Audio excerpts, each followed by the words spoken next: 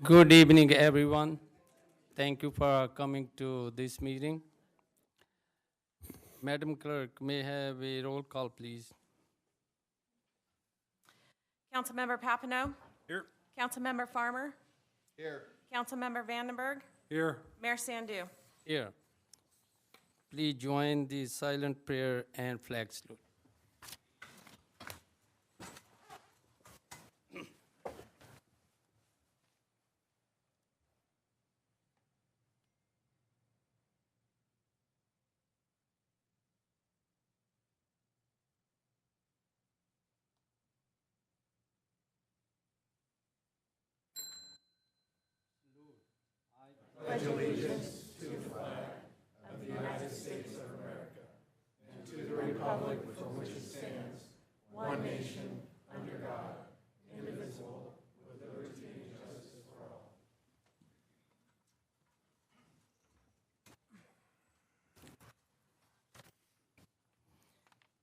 Thank you. Madam Clerk, may I have a replay statement? This meeting of the Galt City Council is recorded with closed captioning. The recording will be cablecast on Metro Cable Channel 14, the Local Government Affairs channel on the Comcast and DirecTV UVerse cable systems. The recording will also be video streamed at metro14live.saccounty.gov. Today's meeting replays Friday, December 20th at 9 a.m. and Saturday, December 21st at 9 a.m. on Metro Cable 14. Once posted, the recording of this meeting can be viewed on demand at youtube.com/MetroCable14. Thank you. Next agenda item B, November 5th, 2024 election result. Subject of November 5th, 2024 general municipal election result. Ms. Hubert. So the recommendation is to adopt a resolution certifying the election results of the November 5th, 2024 general municipal election. The Sacramento County Registrar of Voters issued the certificate of facts disclosing the results of the November 5th, 2024 general municipal election official canvass of votes.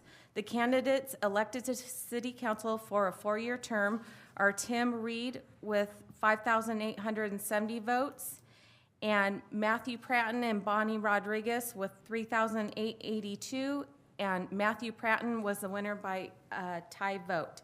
City Clerk Tina Hubert and City Treasurer Sean Farrell ran unopposed and were each elected to another 4-year term. Thank you. Any council member have any comment regarding this?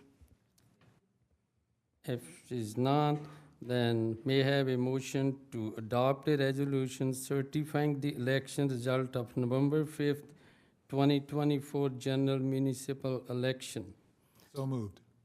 Second. Is moved by Council Member Vandenberg, second by Council Member Farmer. Madam Clerk, may I have a roll call vote, please? Councilmember Papineau? Aye. Councilmember Farmer? Aye. Councilmember Vandenberg? Aye. Mayor Sandu? Aye. Motion passes by 4-0. Congratulations to Matt Pratton and Tim Reed. Let's move on to the next agenda item. Subject oath of the office. Ms. Hubert. Do you want, we have the presentations first. Do the presentations? Yeah. You have the presentations to outgoing council members. Paul Sand. Yes. Thank you. I would like to, there's a 2 council members there, their last meeting and today, and I would like to say a few words before I give them a presentation. I would like to thank you, council member Jay Vandenberg and Kevin Papineau. Thank you for your service and time to the city and community these last 4 years on the council. Job takes a great deal of commitment, dedication, and time to represent the people of Galt. I appreciate your insightful, analytical approach to council deliberation and steadfast dedication to ensuring the community's voice is always heard in such manner. I was pleasure working along with you guys. Sometimes, and we know we have a disagreement, but at the end of the day, for last 4 years, we respect each other with dignity and respect. And I know you will continue to serve our community in other ways. Thank you. Any council member, any Yeah. comment? Yes, Mr. Mayor, thank you. Yeah, I would like to say some words about my fellow constituents too. Mr. Papanow, I want to say I appreciate your public service, not only on this council, but you served a long time on the school board. And the school board is, in some ways, I believe, is a lot tougher than the city council.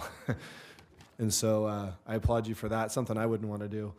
But again, as the mayor was saying, I know that there were some times that we didn't always agree, but I always appreciated your insight and your very, diplomatic approach to subjects.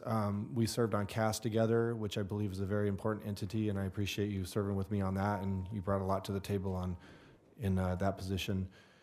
Mr. Vandenberg, I appreciate all you've done. You and I, from the days when we were out pounding T-posts together, putting up campaign signs, and there was some issues that you and I had to really, bond together on behalf of the city and fight for. So I appreciate that, and you've been a good supporter, and I appreciate all your support and your service to the city. And I know this job is very selfless, and both of you have realized that, I'm sure.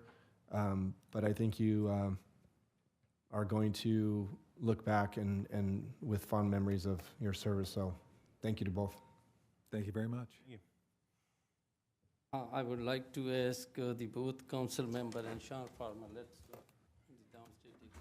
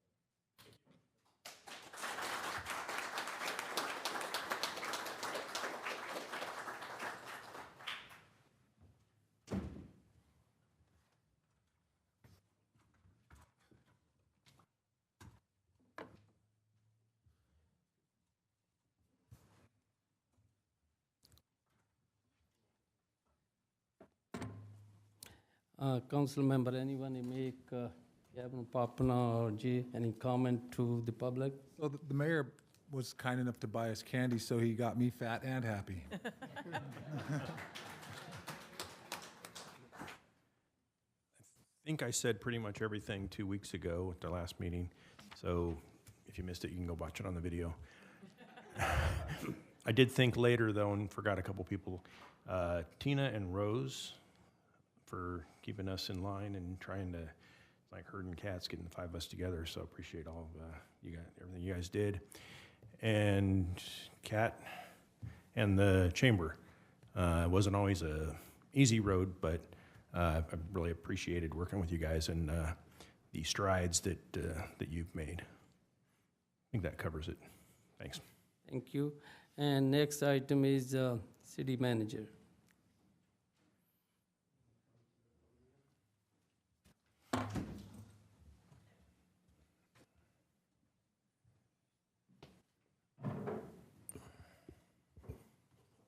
Good evening, Mayor and Council. I would just like to say a few words about Mayor Santu and present him with this plaque in appreciation of the service he's given to the city of Galt as mayor. We really appreciate the time that you had put into it. We appreciate the support that you've given staff and your steadfast approach to trying to make Galt a better place to live. We sincerely appreciate that. We know it's not the highest paying job in the world. It's really a dedication to the city. So thank you very much. Thank you.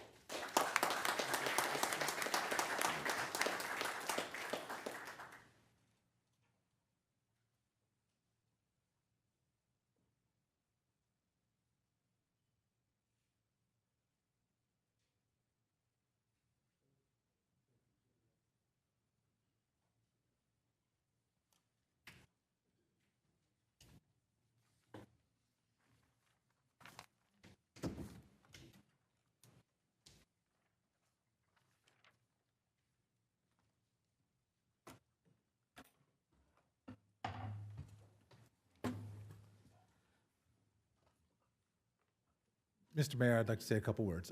Yeah, go ahead. I just wanted to say thank you so much for your friendship over the past 4 years.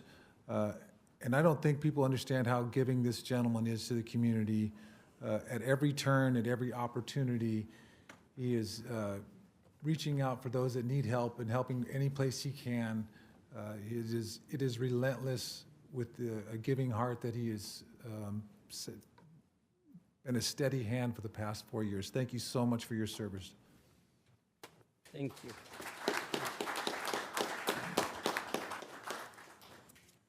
Thank you, everybody. Now we're going to adjourn the meeting for 15 minutes. There is a little bit snack in the meeting room, so everybody can get. So now I'm going to adjourn the meeting for 15 minutes. I think we're going to do the oath first before we adjourn. Yeah, let's go reconvene the meeting, and that's kind of my mistake. 5 more minutes. Yeah. All right, Ms. Hubert, that's your turn.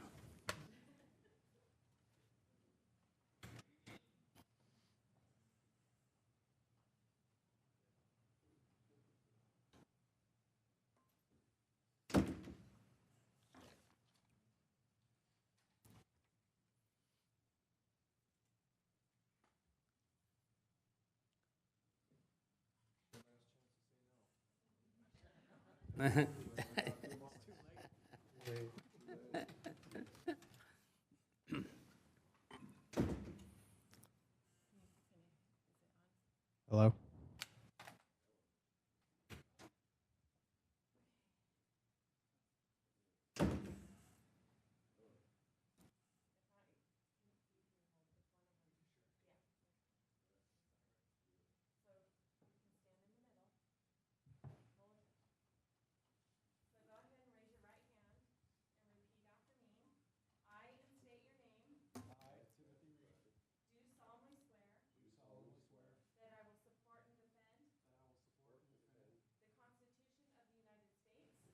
Constitution of the United States And the Constitution of the State of California, and the Constitution of the State of California against all enemies, foreign and domestic, against all enemies, foreign and domestic, that I will bear true faith and allegiance that I will bear true faith and allegiance to the Constitution of the United States to the Constitution of the United States and the Constitution of the State of California, and the Constitution of the State of California, that I take this obligation freely that I take this obligation freely without any mental reservation without any mental reservation or purpose of evasion, or purpose of evasion, and during such time during such time as I am an elected official as I am an elected official of the City of Galt, of the City of Galt. I will faithfully discharge the duties I will faithfully discharge the duties of the position of City Council member of the position of City Council member according to the best of my ability.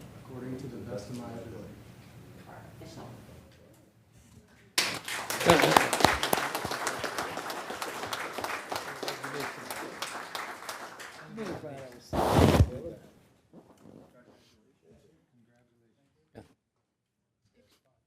Congratulations.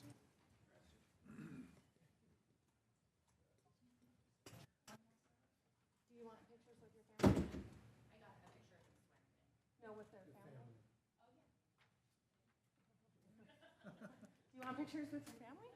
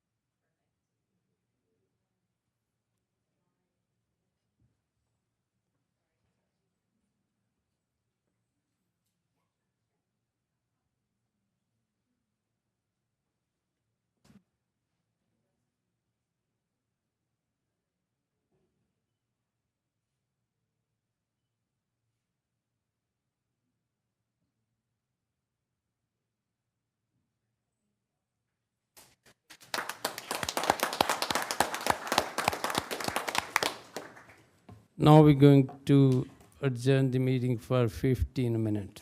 Thank you.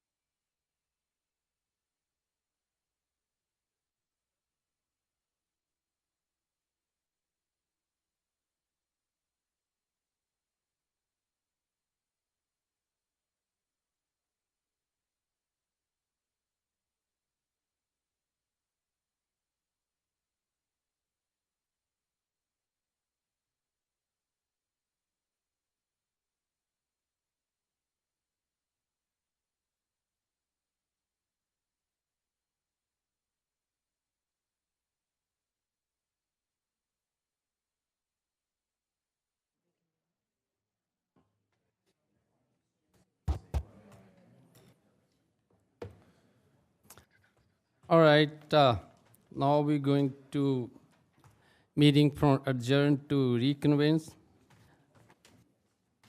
Call the meeting in order. Madam Clerk, may I have a roll call, please?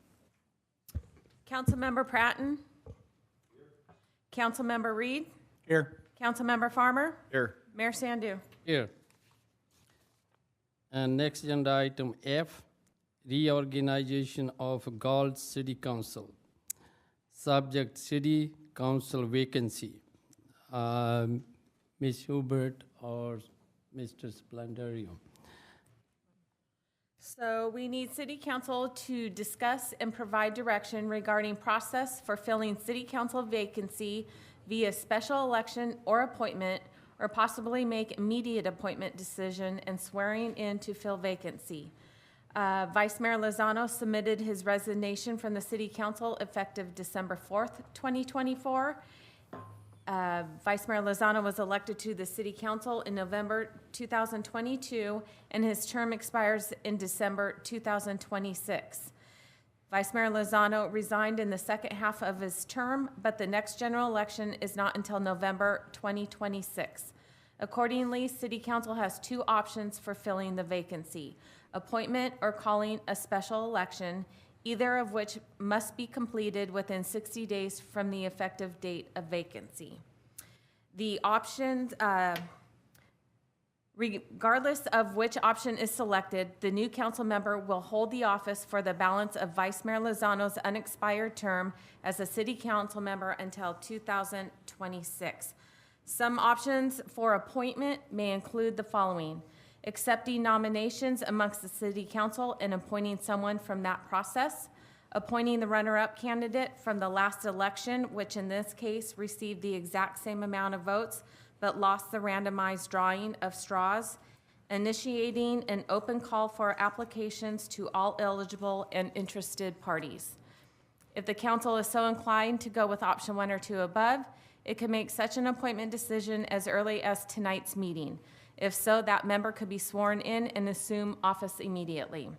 And of course, the other option is calling a special election, and as noted, at a cost of approximately $165,000.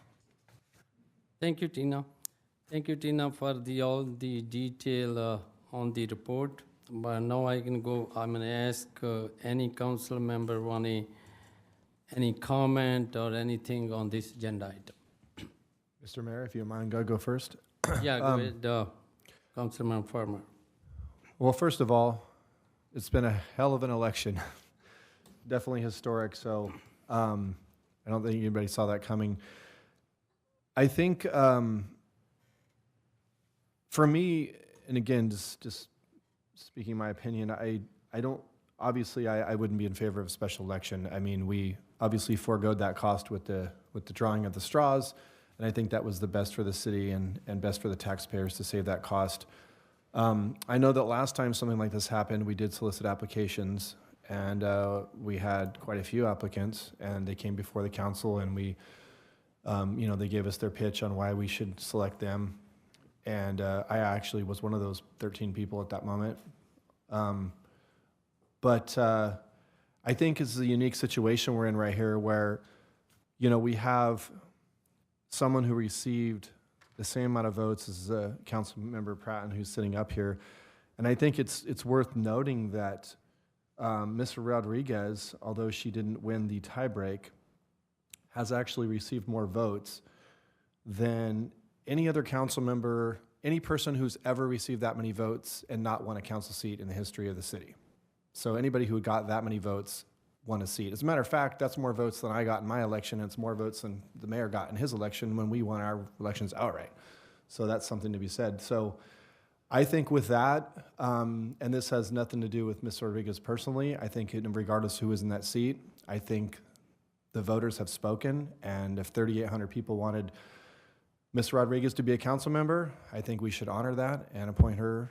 I think that she is a very knowledgeable person. I think she would do a great job.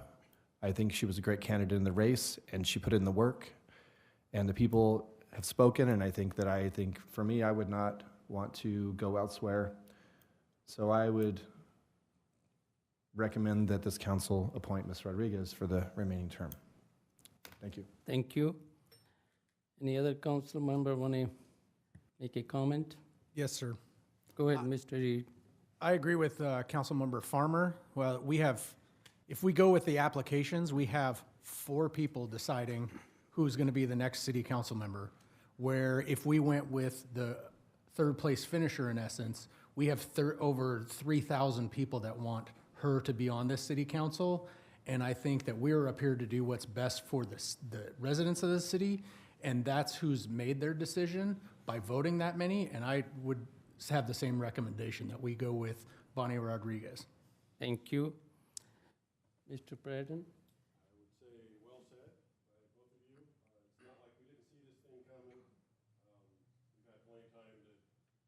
Seat was going to be open.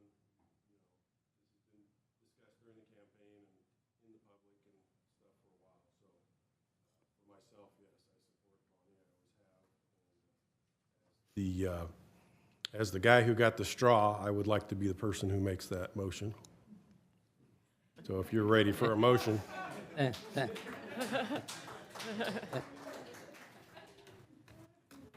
Thank you. All the council members agree, and I'm also piggyback the same thing.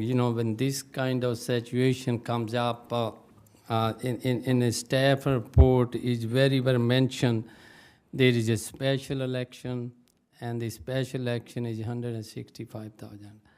I don't think so. Nobody wanted. This is a public money. Our responsibility to use the public money in the right way. And the other thing is, I think in Galt history, it never happened, the straw draw.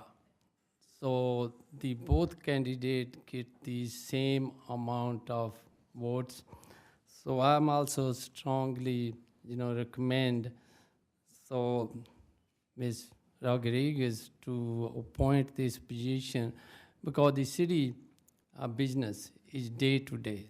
My personal opinion, we like to somebody, the 5th person, come to with us so we can make a right decision.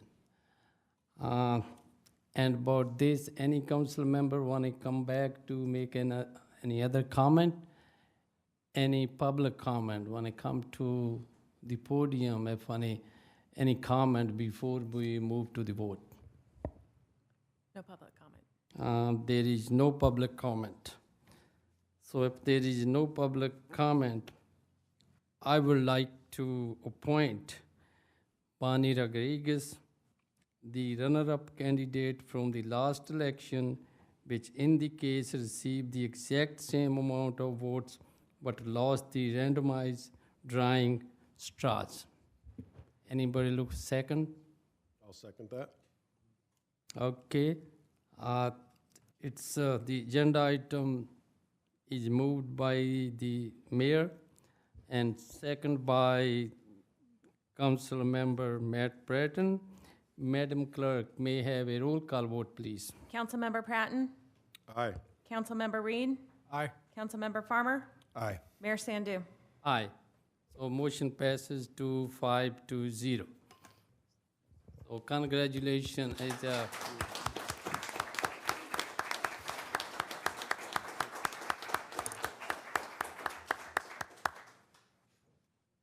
Mr. Farmer, you want to make? I was just going to say, I'm assuming, I don't know if your motion, but one option was we can go ahead and swear in tonight. Is that what we're going to do? Yes, yes.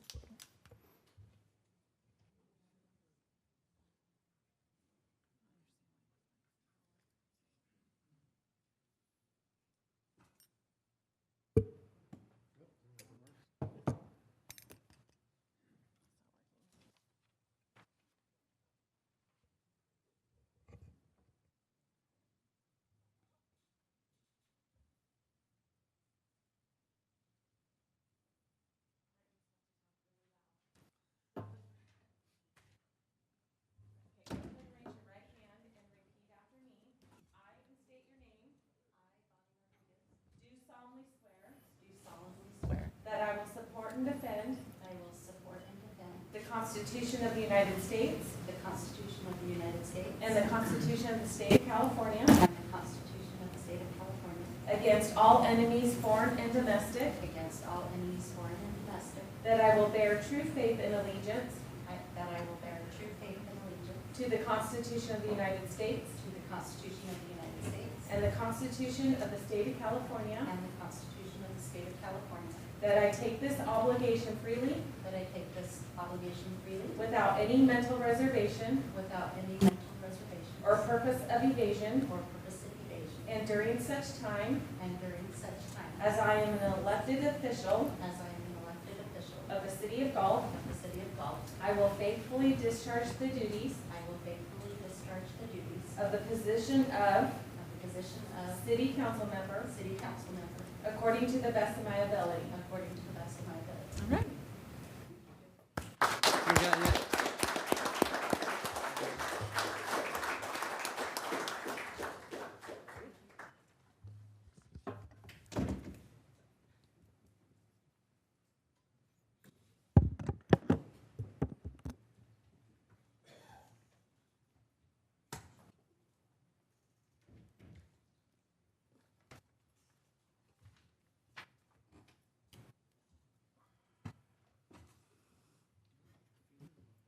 Thank you.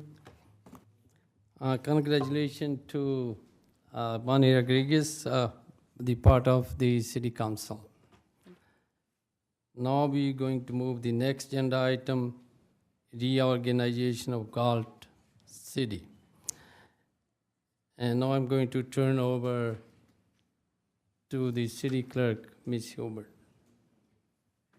I'll take this one. Give her, since you took the last one. As we do every year, we have a selection of the mayor and vice mayor from amongst the council. The process that we use is a nomination process that is a little bit different than our normal motion practice, so I just want to be clear on that. What's going to happen is Tina is going to open the floor for nominations. Any council member has the ability to make a nomination for any candidate, including him or herself, nominate for the mayor, position of mayor. That doesn't need a second. So for example, if Councilmember A nominates Councilmember B, and Councilmember C nominates Councilmember D, and Councilmember E nominates A, if I can remember the order of this, we will take a roll call vote in the order that the nominations were made after Tina opens the nominations. So if Councilmember B is the first name that was nominated by anyone on this council, we will proceed immediately, and we'll get all the names, we'll close the nomination period, and the first vote will be on the first candidate that was nominated. As soon as we get a majority, 3 votes for any particular candidate, that will be your mayor or vice mayor, however, whatever applies. If we go through the list of all 3 names, which I've never seen happen yet, but this is the year of new precedents, we would actually just go through, we would open the nomination period again, get a new batch of names, and go through the whole process. So that's kind of it. Are there any questions for this council on that process? Is there any discussion period in that? We typically do not have any discussion. It's really just get the name out and then make a vote. Because we don't have a first and a second, We just have the nomination, and that's what triggers the roll call vote. Good question. Is it clear? Is it for everybody?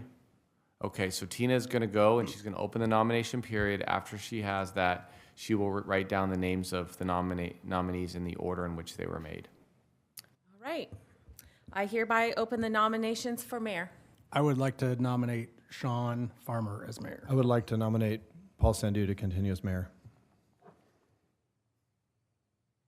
You know, look this way, if there is a vote going, then I like to ask my good friend, he withdraw my nomination. So, You can certainly ask that. We're a small board, if he's a small body. I think he's asking if you want to withdraw your nomination. yeah. So just, No, I don't want to withdraw it. I'll keep it standing. Okay, oh, okay. It's up to you, Paul. all right, go. Any other nominations? I hereby close the nominations for mayor. So Tim Reed for Sean Farmer, Councilmember Rodriguez, Yes. Councilmember Pratton, Yes. Councilmember Reed, Yes. Councilmember Farmer, Yes. Yes. Councilmember Sandu. Yes. All right, we have a majority vote for Sean Farmer. Congratulations. You can have it.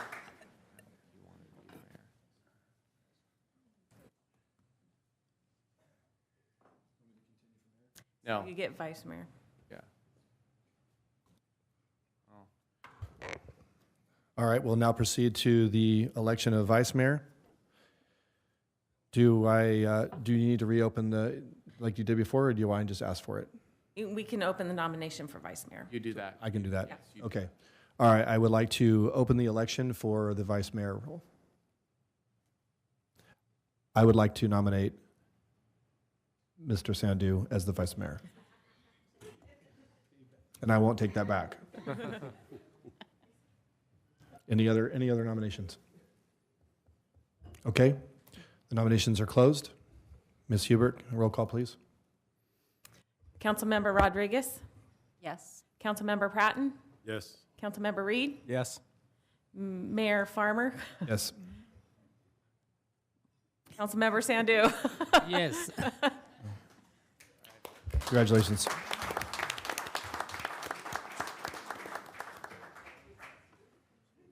Congratulations.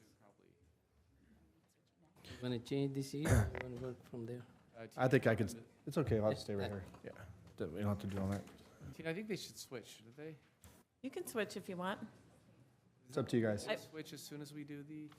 I've got it written down, so if you want to switch, go for it. You just, All right, okay.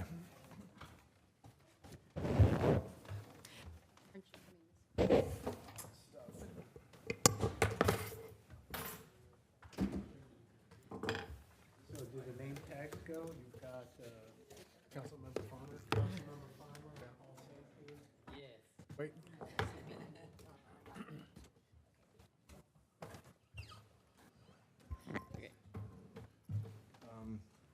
This your computer, right?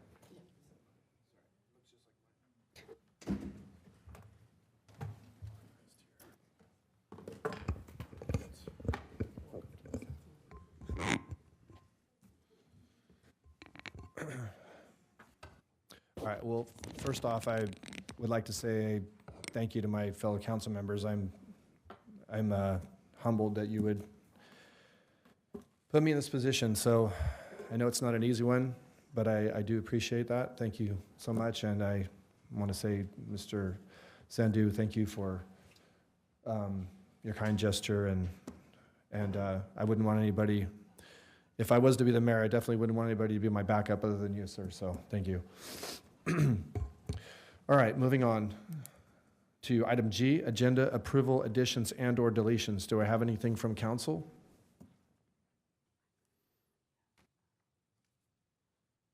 All right, well, with that, we'll move on to item H, presentations. Do we have any presentations this evening, Ms. Hubert? All right. Next up, we have item I, public comment. Ms. Hubert? Under Government Code Section 54954.3, members of the public may address the city council on non-agenda items. The public comment section is for the city council to receive comments, except for brief responses to questions. No discussion or action may be taken on any item that is not listed on the agenda. Please limit comments to a maximum of 5 minutes. Consistent with the city council procedural guidelines, the mayor reserves the right to shorten the time limit for speakers to ensure the efficient and timely completion of all city business on the agenda. And we have Lindsay Smith.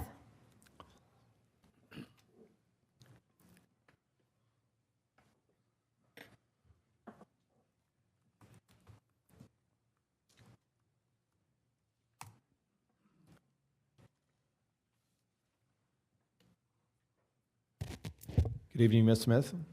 Good evening.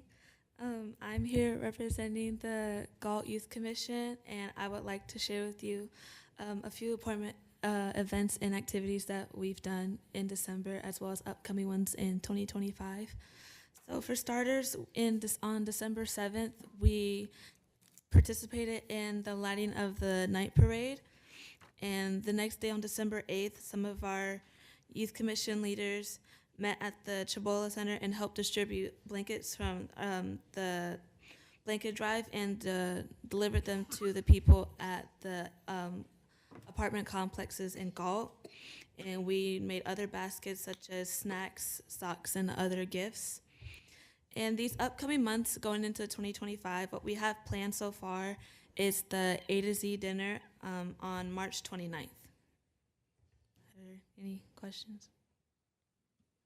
Any questions on the council for Ms. Lindsay? No? All right. Thank you. We appreciate the report. No other public comment. No other public comments? Okay.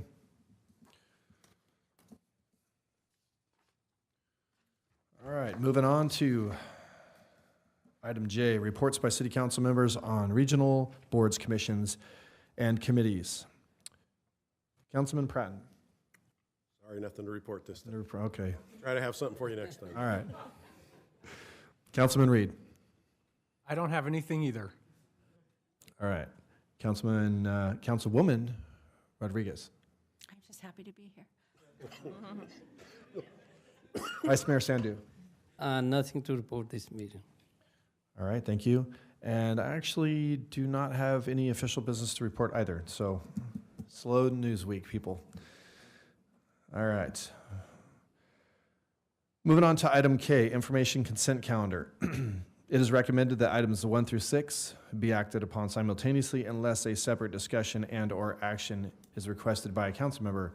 The following items are: number 1, receive and file warrants for the period ending December 4th, 2024. Item number 2, minutes of the regular meeting of December 3rd, 2024. Item 3, receive the Senate Bill 165 Special Tax Accountability Report for Community Facilities District 2005-1. Number 4 is receive the Assembly Bill 1600 reports for development projects. Number 5, American Rescue Plan Act Integracy Agreements. Number 6 is the engineering staff augmentation budget. Do we have any public comment on any of these items? No public comment. Okay. Council, does anybody wish to pull any item from consent?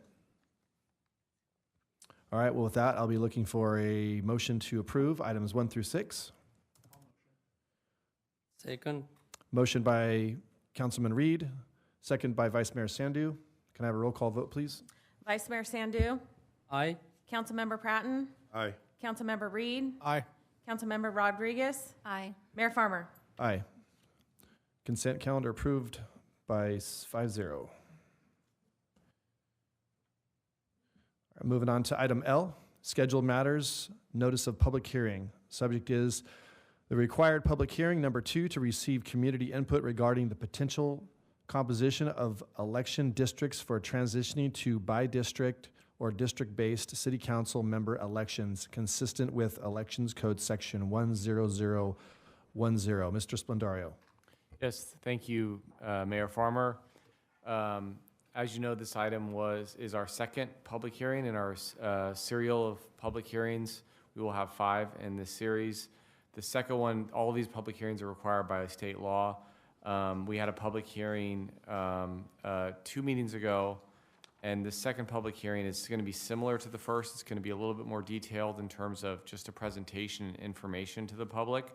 It's also, and going to invite the public regarding potential composition of the districts. Again, we will discuss, and our consultant, Paul Mitchell, just got here in the nick of time, so we're ready to proceed. We are going to be, again, to comply with state law, there's not going to be any maps being proposed or drafted for these public hearings. You're not going to be reviewing any potential maps. It's really informational. It's to get input from the public, get input from the council.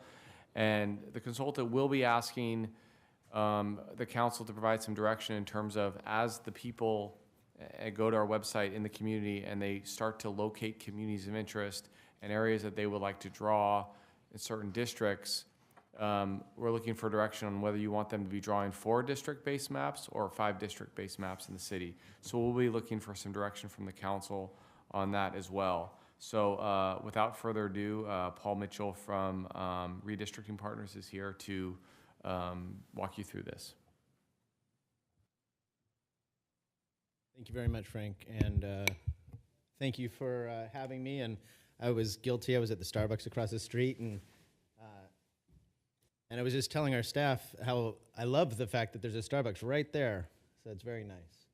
My name is Paul Mitchell. I'm the owner of Redistricting Partners, and we're a redistricting firm that is really busiest at every decade, obviously, when redistricting mostly happens. We did over 100 redistrictings in the 2020 cycle, including a lot of cities and counties here in California, the state of New York City, and worked in about 14 other states around the country doing redistricting. And we have done, almost more than anything else, conversions under the California Voting Rights Act of community colleges and water districts and cities to districted election systems from the at-large election systems. So we have a lot of experience with that, so I'm hopefully going to be able to walk through a presentation that will kind of bring everybody up to speed on some of the arcane subject matter in the redistricting world, and then also hopefully the public that is here or watching online or in the future can watch a recording of this, they will all be able to kind of like learn all these terms. A lot of this stuff is going to be repeated in future hearings, so if you don't catch something right now or something makes sense, but then tonight when you're thinking about it, you're kind of lost again, we'll continue to talk about this stuff.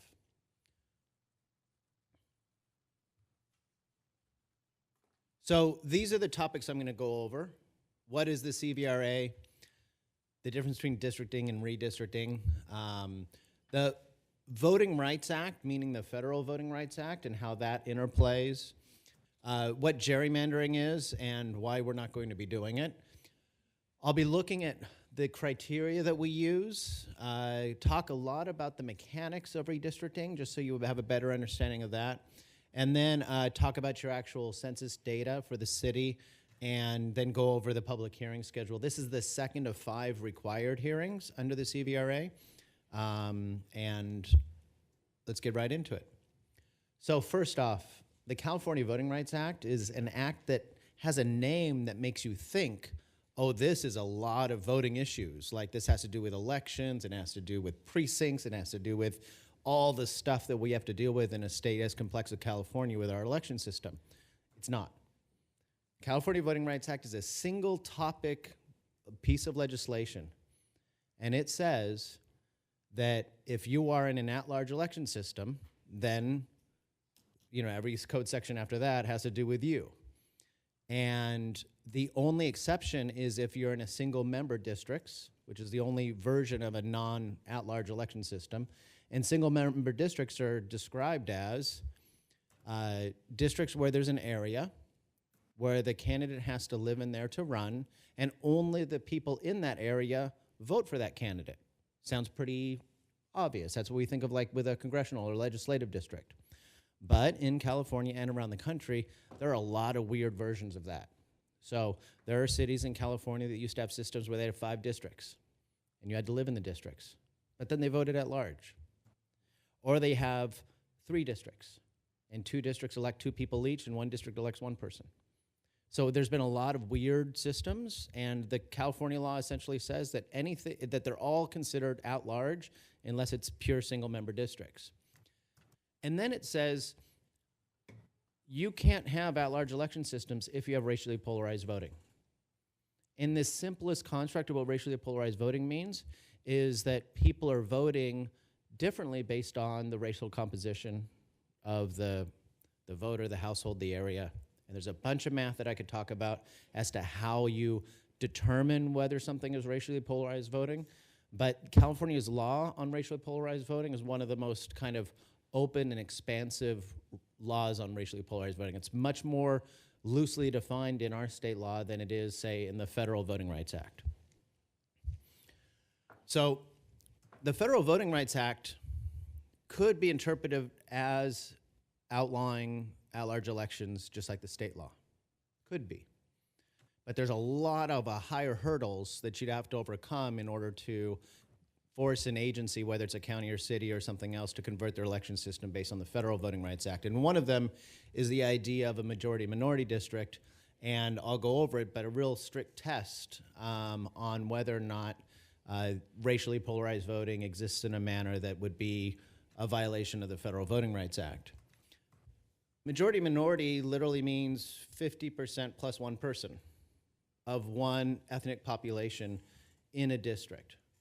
And there are a lot of if, ands, and other things that can be associated with that, and a lot of case law that's been built up around that. But the idea with the Federal Voting Rights Act is that if you can create a district that is majority-minority of one population, there's racially polarized voting, then you might have a violation of the Federal Voting Rights Act. The California Voting Rights Act doesn't never say majority-minority. It says ability to influence. And you could have the ability to influence the outcome of an election if you're 30% of the district, or 28% of the district, or 40% of the district. And ability to influence, the courts have said, doesn't just mean being able to elect a candidate of your choice. It might mean being able to vote against a candidate you don't like, making it harder for somebody to get elected. And there might be 5 candidates. If the community can effectively have the ability to influence which one of the candidates is going to win, that's under California law enough. The California law also makes it real easy for plaintiffs to get paid when they sue a city. It's just kind of pro forma. The last city that was sued under the Federal Voting Rights Act, Santa Maria, the attorneys didn't get paid for over a decade after successfully winning that case. Now, the way that they limit the charges, because they used to be open-ended, you'd have cities going through this process and then paying hundreds of thousands of dollars in bills or millions of dollars in bills. And the way they limit it is they say that $30,000 cap for the plaintiff attorneys as long as you follow a process. That's adjusted for inflation, so it might be like $35,000, $37,000 now, but essentially there's a process and a cap on attorneys' fees for the plaintiffs. Just to be clear, that's if we follow the schedule in the limited period of time that we have now, not limited in general. Yeah, you have to follow the safe harbor provisions is what they're called that allow you to fit under that. If you failed to act or got derailed and didn't do it or something like that, then theoretically it could open up and be kind of unlimited legal fees that you could be facing. And there have been many in the state that have faced more than $1 million in legal fees. So I want to talk real quickly about what the districts mean and what they don't mean. So the districts mean literally, this is the area you're going to be running in, this is where you're going to do your political mailers and your walking and your talking and your campaigning on election day. It determines who's eligible to run for office and it determines who votes. What it doesn't determine is how you govern. This is a decision that you make, a culture that you create about whether or not you're governing as a city as a whole or you're governing from, these are the neighborhoods I care about, these are the neighborhoods you care about. And I've seen, like, if you go to the city of Sacramento, at least when I was last at the city hall, which was probably pre-COVID, the council members would have on their door, representing the neighborhoods of Natomas and Del Paso and North Highlands or whatever it was, they would be listing on their door as their neighborhoods, and somebody else's would say, I'm representing Land Park and Midtown and downtown and Alkali Flats. So I've even seen cities where they have it on their business cards. They have their council district, and then it says representing the neighborhoods of. That's a choice a council can make to create that kind of a structure, but that's not in the California Voting Rights Act. That's a decision of a culture that you create as a city. And it doesn't mean, like, even as an example, some cities do appointments by council districts and so on. That's up to you how you do that kind of stuff. So redistricting is at the heart of it the act of adjusting population every 10 years. We're doing a districting. So I'll call it, we're redistricting partners. We'll talk about redistricting. It's kind of like, you know, if I have family over and we do tamales for Christmas and I make refried beans from scratch, I only fry them once. Like, you don't have to fry them twice for them to be refried beans. Redistricting, we're not really doing a redistricting, we're doing a districting, but we're just gonna call it redistricting because it sounds weird to not.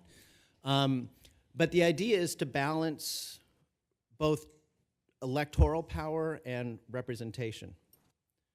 And what that means is that you're trying to make sure that if you have community members, that each of their votes are equal, and also that if somebody has a pothole on one side of town or a light that's out or an issue with, you know, some city service, that their voice is the same to the city council as everybody else. And that sounds normal, natural, and why wouldn't that be? I did a redistricting in Santa Barbara County once. This was back in 2010 or 2020. Oh, in 2010. They hadn't redistricted in 50 years. One district was 100,000 people. One district was 12,000 people. So theoretically, the district with 100,000 people, their vote was 8 times less powerful than the people in the 12,000 person district. If somebody from the 12,000 person district went and said, hey, I've got this issue of a broken streetlight, that voice to the agency would be the equivalent of 8 people going from the 100,000 person district. You can understand that if somebody's in a really big district, their voting power, their representation power is diluted, but what we're gonna try to do in redistricting is balance that. That's the core thing that we do in redistricting, is try to balance that both for voting and representation. The Federal Voting Rights Act, which might end up coming up if we can draw majority minority districts or if there's concerns about Federal Voting Rights Act, there are 2 things that people talk about. Section 2 we'll talk about, and that's the idea of majority minority districts, or about, you know, whether or not something we're doing potentially is diluting the voting power of a minority group. Section 5 we're not going to talk about. It's a part of the Federal Voting Rights Act that has kind of been, it's still on the books, but it's not operable anymore based on a Supreme Court decision. And of course, the California Voting Rights Act is just the one thing about at-large elections. Now, I'm going to talk real briefly about this so that we can kind of make sure everybody understands how this works. With Section 2 of the Federal Voting Rights Act, it says that when you're drawing districts, if you can draw a majority-minority district and there's racially polarized voting, then you have to either do that or do something equivalent to it. The 3 tests under Jingles is what it's called, is that can you draw an area where it's 50% or more of voting population of a protected class? The second test is there a voting pattern where that minority group is voting as a block to elect candidates of their choice or to vote for issues as their choice? And the third is there another group, like the white population, that is voting against that minority population's interests? And it can be usually white versus Latino, but in other areas it might be Black and Latino, or Asian and Latino, or Asian and Black. It can be different things, but the idea is whether or not somebody's voting power is being diluted because of a group that is a minority voting power. So it's a whole discussion we can have, but this is called Jingles. That's the 3 tests of Jingles. And if we get into any Voting Rights Act issues, we can talk about these things in more detail. And then in the Federal Voting Rights Act, we're really looking at whether or not you can draw that majority-minority district. Are there claims that you can have like a coalition district, multiple ethnic groups that are voting together cohesively? And one of the things I want to be clear about is that we can talk about the ethnic population of districts, and we'll talk about potentially Section 2 and a district and its Latino or Asian or Black composition or other minority group composition. But we can't draw districts purely based on race. Sounds like I just conflicted. It sounds like I just talked out of both sides of my mouth a little bit there. The way it works is that we are required by law, especially under Section 2, to be cognizant and aware of any potential vote dilution. At the same time, we can't look at a map and say, hey, that district's 22% Asian. Can we make it 24% Asian? I really want to put more Asians in that district. That could be construed potentially as a violation of another part of federal law, equal protection. So there's this great researcher, Justin Levitt, who's an election law expert and used to give these presentations. And he'd say, when you're thinking about race and redistricting, think of it like you're driving your car and you don't want to break the speed limit. Do you just look out at the freeway and not pay attention to your speedometer because you can't, and just think you're going 55, but you realize you're going 90 miles an hour on the 5 or the 99? No. Do you not look at the traffic and only stare at your speedometer and just stare at your speedometer all day? No, because you'll crash. So you have to do it kind of like when you're driving. Cognizant of the speed, where you're at in traffic, but not solely focused on it. When you're drawing districts, you're not solely focused on race. So there's a subtlety to it, and we'll work with your legal counsel on that. But if we get into this, we won't say, oh, this is the Latino district, and that's the black district, and that's the Asian district, because that might be determined to be predominantly basing your decisions on race. At the same time, if we have a minority group that looks like it can be empowered in a district, we'll try to draw that. So there will be subtle distinctions there, but I just want to make sure everybody's aware of how that works. Gerrymandering, if I travel, I get in a cab or something or an Uber and I say I do redistricting, the guy will always say, oh, you do gerrymandering. Like, it's synonymous. And it's not. Gerrymandering is when you manipulate the redistricting process to get some kind of gain that is not kind of what you're telling the public. It's a manipulation of redistricting, and that's what this map is. This map is a dragon salamander thing that became known as the gerrymander. It was Governor Gary, not Jerry, so it's technically a gerrymander for the nerds. But Governor Gary was a signer of the Declaration of Independence. Who knew that? You know, he's not known for that. He's known for this, and it wasn't even his map. It was the state Senate's map. We say, like, okay, well, that's over 200 years old, so that isn't something we see anymore. But the last time the legislature had the ability to draw districts, they drew this. This was Senate Pro Tem Kevin De Leon's state Senate district. And it looks just like the original gerrymander to me. You've got the feet, you've got wings, you've got a head. So gerrymandering does still exist. It's just a little funny way of saying it. And it does still happen in multiple ways around the country. It's still a big issue. And if you look at a college class and you get into redistricting and gerrymandering, they'll do this kind of an exercise where they'll give all the students these triangles. And they'll say, okay, you've got an area with 5 yellow triangles and 4 green triangles. Draw me districts. Draw 3 districts. And most people will draw something like that. Horizontal or vertical districts. And in anything, if you drew this horizontally or vertically, you would end up with 2 districts with yellow majorities and 1 with a green majority. Have you guys thought about it in your mind how to manipulate this yet? Like that. Now I've drawn a map. We can say, oh, this is just a really great map.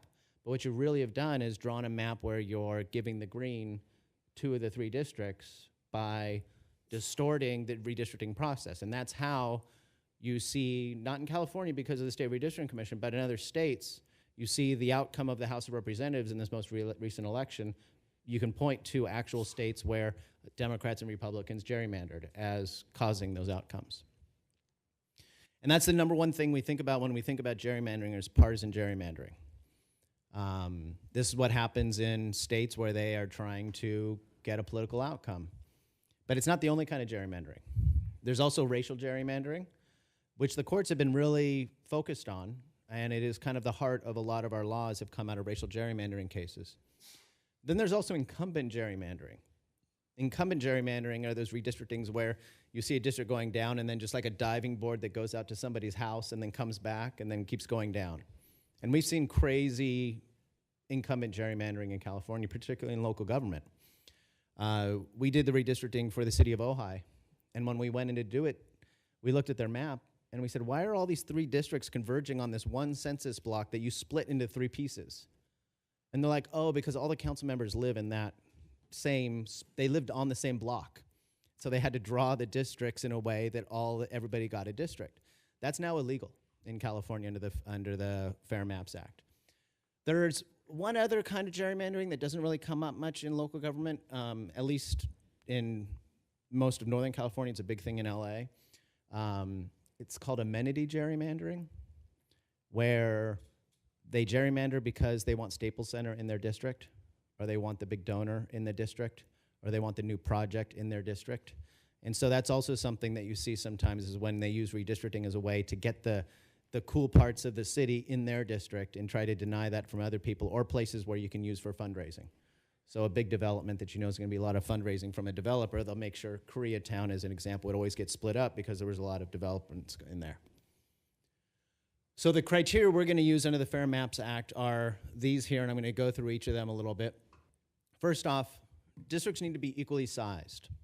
That goes back to the earlier discussion about the 100,000 district and the 12,000 district, that we want these equally sized so everybody's got kind of a fair, evenly sized districts. And that's based on population, based on Supreme Court decisions.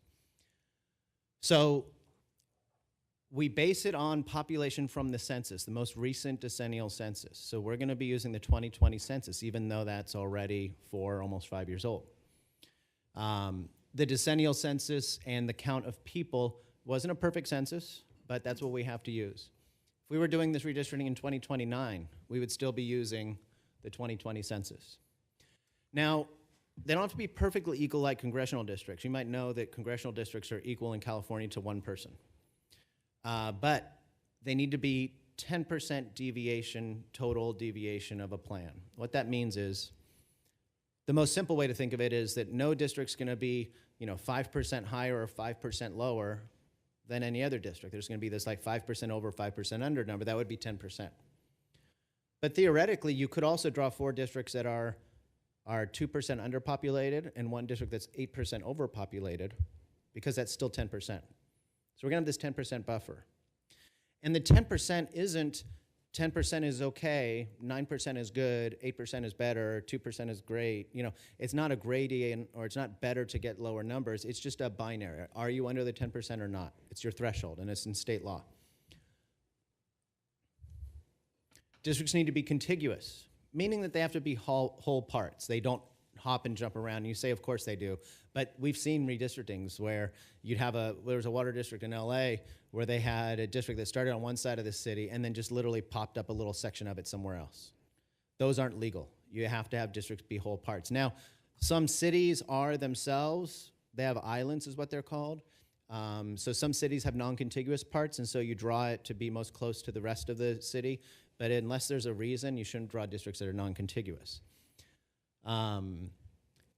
There's an idea in contiguity where things are literally contiguous, like whole pieces, but also things can be functionally contiguous. Like you might say, we've got these 2 houses on either side of the freeway, and from a map, they look like you could draw a circle around them and make an area, and it would be a contiguous area. But for the people who live in those 2 houses, they're not contiguous, because to get from one house to the other, you have to go all the way to the freeway off-ramp or on-ramp and get across, or go in a freeway underpass to get back to there. So it's not really truly contiguous based on how it's used functionally. Good catch. This is a city in Santa Clara County that tried to draw this District D, which is purple on the right side there, and see how it's actually like 3 different parts? Now, they do have a weird shape there, but this is not contiguous. That purple district is not contiguous, and that's an example of a district that would not be legal under the state law. Now, one thing about contiguity, about this idea of functional contiguity, I like to show this city of Davis map. I wish I had the other version, the one that somebody proposed, which was like 5 silos, essentially, 5 columns going through the city, and somebody said, this is a perfect map. But you know what the problem with that map was? They had this column, the second column in, was going right through, and see the highlighted yellow line, that's the 80, the railroad tracks. in one of the districts, if you did that, you couldn't get from one side of the district to the other without going out and going to Mace Boulevard or to Richards and then coming down and going back into the city. So it would be non-contiguous from a functional standpoint, so they drew South Davis as being one district and the others on top of it. So things like this, when you look at a map, sometimes you say, like, why does that one district look strange? But you see something that's in the map, like a railroad track or a freeway, and you say, aha, that's why that map looks like that. Maintaining communities of interest, and this is probably going to be the most talked about part of the process. And what we want to do in redistricting is not draw districts to have partisan outcomes or to have racial outcomes or to have electoral outcomes, but we want to draw districts that take communities within the city and empower them in districts so that they can better be represented, better elect people from their communities. And these communities of interest are somewhat subjective, and they can be really kind of open-ended. When you listen to the public on communities of interest, there's 3 things I want you to hear for, and you're going to learn to kind of have your ears tuned to these 3 ideas. One is a community of interest should be something that somebody can walk up and describe. We're seniors. We all know what seniors are. We're skateboarders. We're commuters. Okay, so there's something that is understandable. The second thing, they're mappable, meaning that you can actually look at the city and there's some data or some way that I can like show you like, oh, this is where that community lives, or somebody can walk up and say, well, it's bounded by these streets and this is my community of interest. There's a way to map it. So if somebody said we're left-handed people and that's our community of interest, you'd say, okay, well, how do you map the left-handers? Like, I don't think you guys have successfully segregated the left-handers to one part of town. And so there's no way to map them. The third issue is that you have something to do with that community. Like you have a policy-making role with that community. And that's where it gets really interesting. Because if we were doing the water district, sometimes water districts or sanitation districts have places that have sewer lines and places don't have sewer lines. And that becomes the community of interest for their redistricting. Or in some water districts, you have rates that are higher in different parts of the agency than others. And so the rate map ends up becoming something they utilize as a community of interest. You guys wouldn't use that. In Solano County, we did a water redistricting where they were mapping where the almond growers and the walnut growers were. You don't care about that. But you might have parts of town where people are concerned about public safety, and you do have a role there. Or people are concerned about sidewalks or street lights or potholes or different issues that are things you care about, or facilities that you maintain, or programs that you run at local parks or schools or libraries. So the connection of that community to your policy making. If somebody came up here and said, we're seniors, check. We are more prevalent in this one area, check. And you guys run programs to help seniors and ride programs and other things that we need, and so we are a community of interest, then that checks all the boxes. And so when we listen to these community of interest testimonies, we're going to listen to that. There are communities of interest that are around racial communities, so Latinos, Asians, African Americans. Again, we're going to talk about those communities, and while we can't predominantly draw districts based on race, if somebody comes up and says, I'm from the Sikh community, or from the Latino community, I'm from the Asian community, and this is where I go to church, and this is where, my kids go to school, and this is where we have, the annual festival associated with our ethnic group. That all can be perfect testimony to help define a community of interest. So we will use those kind of things in helping to define those areas. The next one is that districts are easily understandable, identifiable, and follow natural boundaries. So following natural boundaries means they might follow like the freeway, they might follow major roads. When you draw the map, it doesn't, the shape of the map and where the city, how the city's organized kind of makes sense to people. As we look at the maps, as you actually look at final maps, you're going to start to see a map, and you'll see one that like you look at and you say, I don't get how that is our city. I don't get how that really kind of keeps communities together. And then you see another one, you say, oh, okay, that makes sense. The different communities are all identified. Keeping districts compact is the last and kind of lowest ranking criteria, but it is a criteria that you need to follow. And compactness in districts, there are like 20 different research papers around the country from math nerds to political science nerds who've come up with their own formulas for compactness. Different states have different rules they follow. I could show you an example with rubber band. I could talk about science. I can talk about all these things. But in California, we've gotten rid of a lot of these traditional rules for compactness.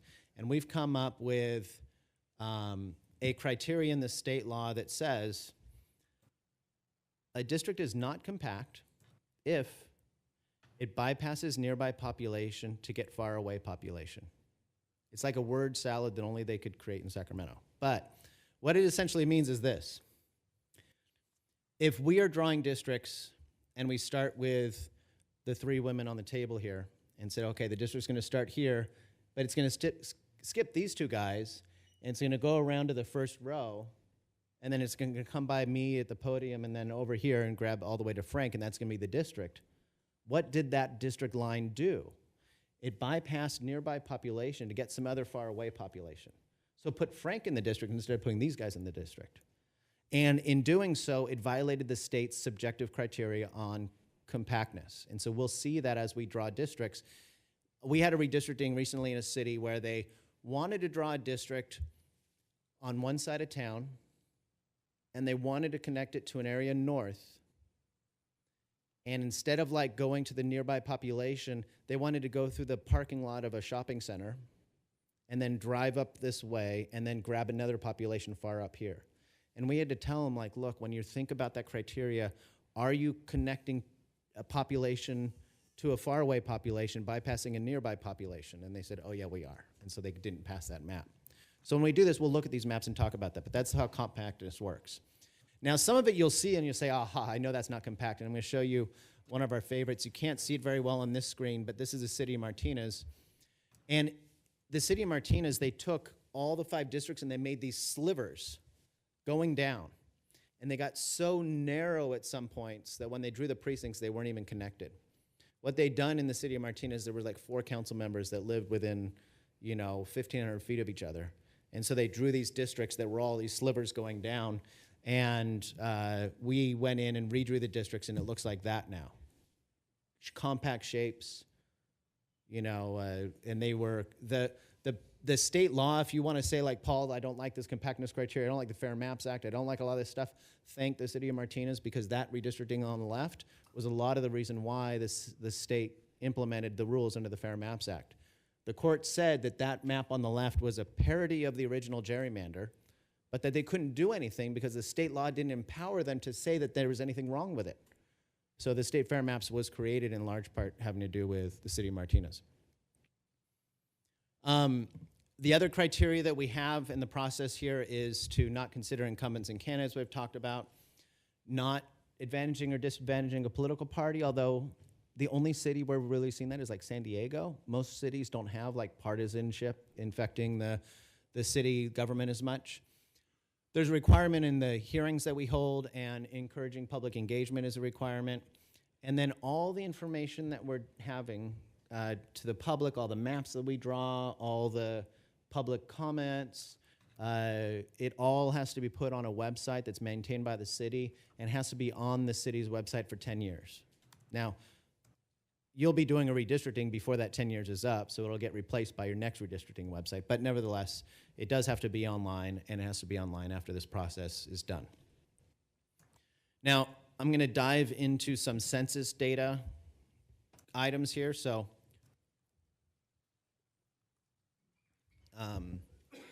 this is going to get a little bit nerdy, and it might not look as good on these screens. It might look better on your screens in front of you. We all know what the census is. It's that once every 10 years thing, and they tell us how many people there are in California, in the state, in your city. And it's based on where people live April 1st, 2020, and it's a point-in-time survey, and it gives you one number. This is the number of people that are in your city, period. There's no ifs, ands, or buts. There's no margins of error. There's just a whole number. But the census isn't just that. The census data is always both numbers and geographic areas. Think of it as like the honey and the honeycomb. and you get the census data, and every piece of census data fits into one of the little pieces of honeycomb. And the census types, you've got the census, we know about that every 10-year census where there's a whole number, there's a honeycomb, the whole number goes in the honeycomb, we're done. But there's another type of census data, and that's the census data that comes from surveys that are ongoing year in, year out, the census does. 3.5% of the national population gets these surveys every year. I got one, I have to do it. It's on my kitchen counter. It's a long-form census that's got tons of questions about how many bathrooms do I have? How many bedrooms do I have? You know, what's the ages of everybody in the house? So what's the ethnicity? What's the citizenship status, which isn't on the main census? A lot of these other questions, that's called the American Community Survey. It used to be called the long form of the US Census. That has the honeycombs, so it does have the geography, although it's much larger geography. It's called the census block group or census tract that most of that data goes into. But then the data, where the census might have said there's 5 people that lives there, the American Community Survey will say, oh, there's 7 people that lives there. Plus or minus 12 people. Like, it's margins of error, it's estimates. And so what will happen is you take the census, the American Community Survey data, if you look at it real closely with these margins of error, it seems crazy. But then when you sum it all up, it starts to make sense. And that American Community Survey data is ongoing every year, always getting updated. And it's a 5-year average. The data we're using is a 5-year average of how many people lived in that area, or how many people in that area are renters, or how many people in that area are citizens. So it's a different type of data. It's ongoing data rather than point-in-time data. So the honeycomb is, the smallest piece of the honeycomb is called a block. And there's hundreds of thousands of these.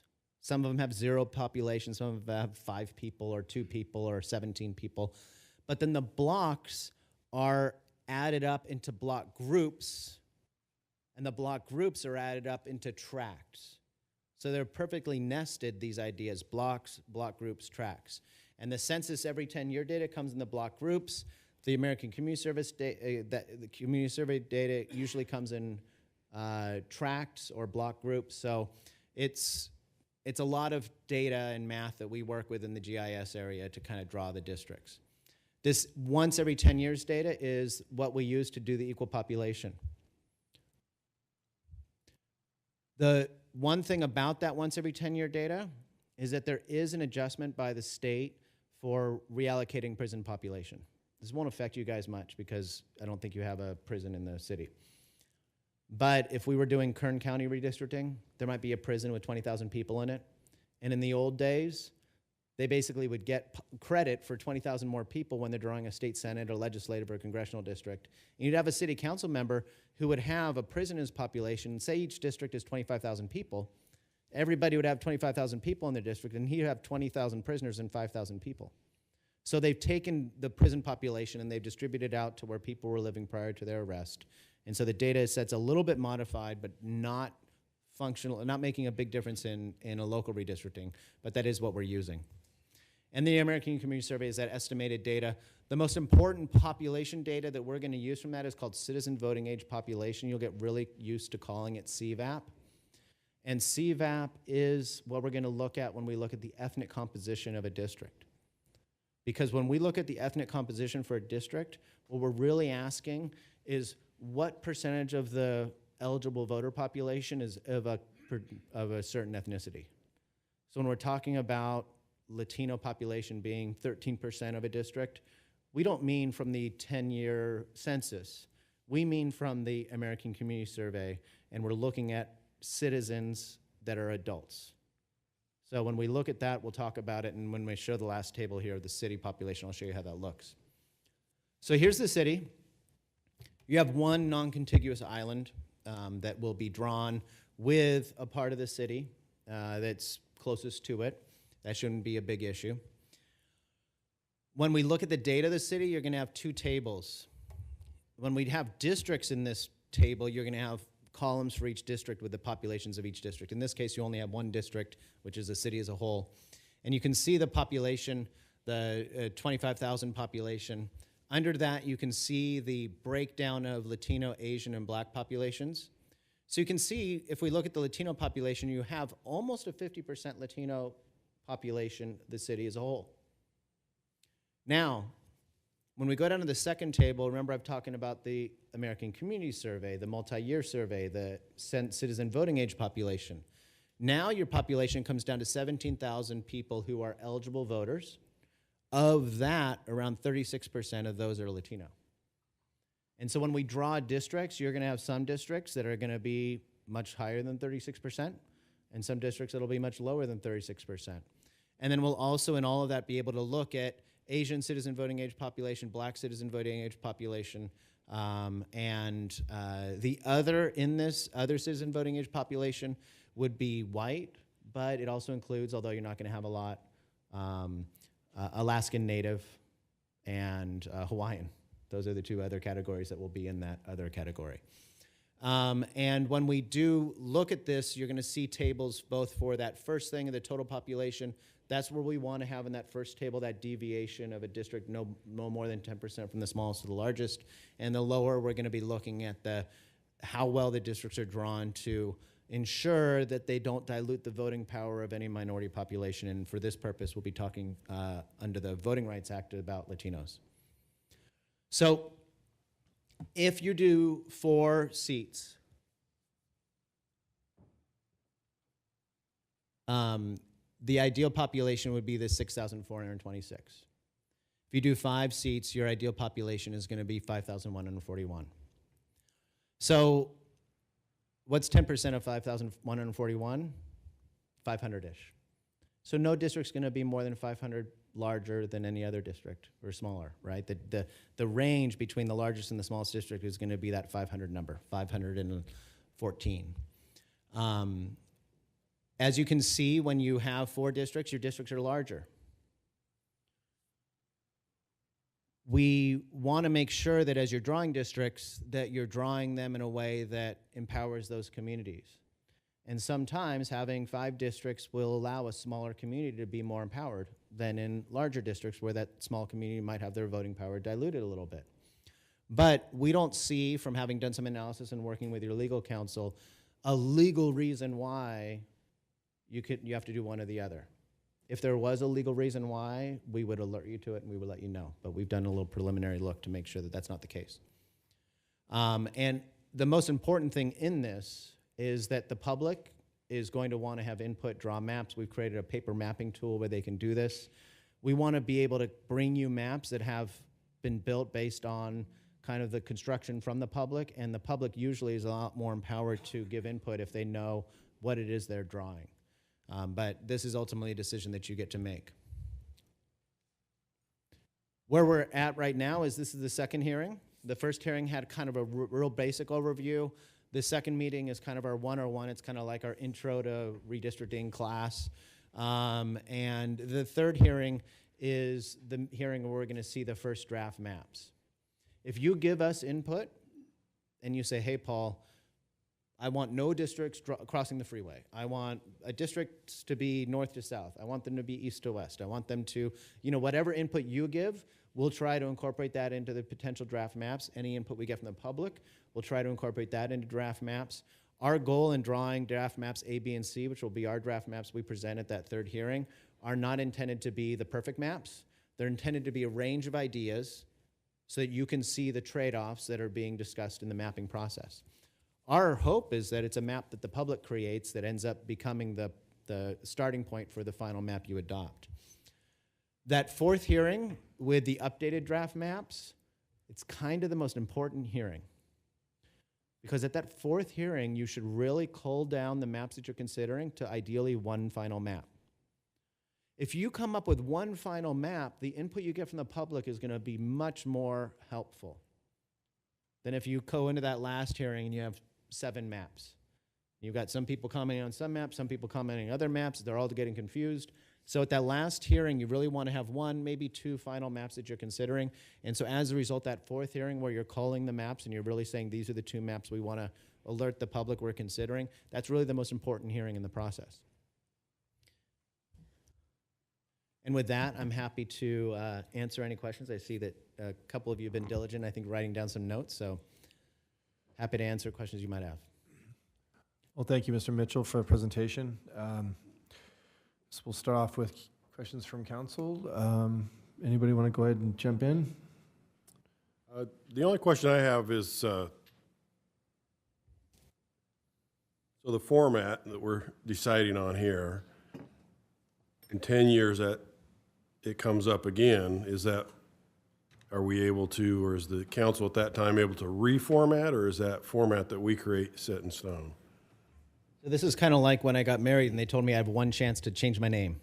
You have a chance right now to decide how many council members you're going to have and the system of government you're going to have for your city as you convert under the CVRA.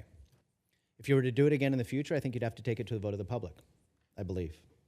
You can check with your legal counsel. So, But, yeah, in terms of the governance. yeah, I'm just saying in 10 years, what they 10 years, look you'll at be is just redistricting. You'll be doing the redistricting, but you won't be able to say, Not hey, reformatting. now we want to add more council members. It'd be a lot more difficult to Yeah. do it that way. But you will have to redistrict in 2031 for your 2032 elections. These maps will take effect for the 2026 election, 2028, and 2030, and then you're going to have to do redistricting before the 2032 elections. Yeah, I was just going to say the maps will be redrawn. Right. The maps, they have right, to be right, But yeah. the format piece of it is Right. kind of set going forward. It could be changed. So, yeah, no, thank you, Paul. The information was very helpful. So I think, I for one have lots of questions, but I think what we'll do is if any of us have a lot of questions, maybe you can ask a couple of them, then we'll go back and forth. So anybody else want to go?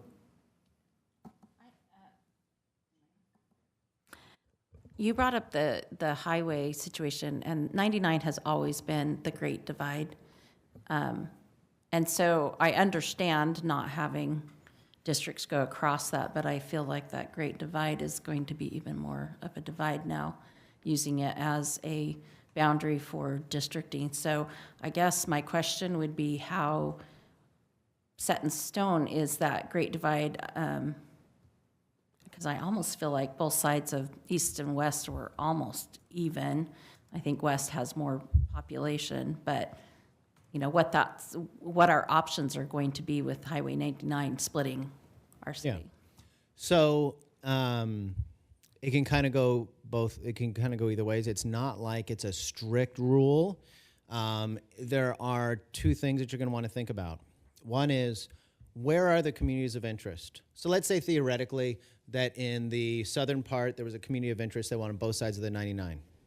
You say, well, of course, we're going to make that as one district across the 99, but that's okay because we're keeping this one community of interest together. But in other places, you're going to say, hey, where are we going to draw this line? Let's just kind of snap it to the highway because it makes more sense. It's more understandable to voters and so on. So it is fluid. You have these criteria. You wouldn't be able to, as an example, say, hey, our districts are going to be 12% deviation because we don't want to cross the 99. The only place where you can do that is Hawaii because of the islands. They don't have to draw, they can draw districts of really wide deviations because they don't want to create what they used to call canoe districts, where districts where part of an island and another part would have to be joined because they need to be equal population. So you can, within reason, decide and have a rational basis, use one of the required criteria and point to it and say, that's why we're going to cross the 99 here. But somewhere else, you might say, well, in this part, we'd rather not cross the 99 because it makes the district less contiguous.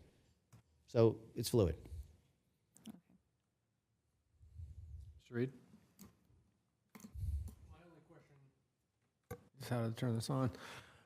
is in the districting, not the redistricting, the districting that you've been a part of in the past, have you seen, what percentage would you say was the 4 or as opposed to the 5?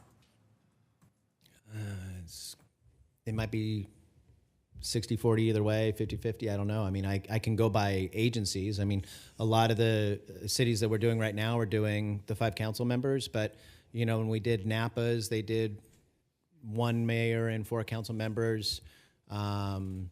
There's been a lot that have gone back and forth, and it really, we've seen both. We've even seen councils increase their membership. So they'll do like 6 in 1. I'm not going to encourage that, but I'm just saying they'll do increasing council member size because you can do that too. And so, yeah, we've kind of seen both. I think just, Mr. Sandy, just a statement, just for the public that may be watching or people in the audience to understand exactly what that means is one of the options is we could do, instead of doing 5 districts and each council member has a district, there's an option where we could do 4 districts and an at-large mayor, which means that we have 4 districts that are council members, but the mayor is elected at-large from the city as a whole. That's what Mr. Reed was referring to. So, Mr. Sandhu? Yeah, thank you for the detailed information. This report, it's go by very detailed information.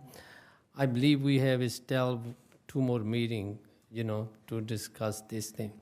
The only thing I like to, because instead of 5, if there is 4 district, as a last 6 year as a elected official, when this small city can have a 4 district, most likely the council can be best interest whatever they're running from.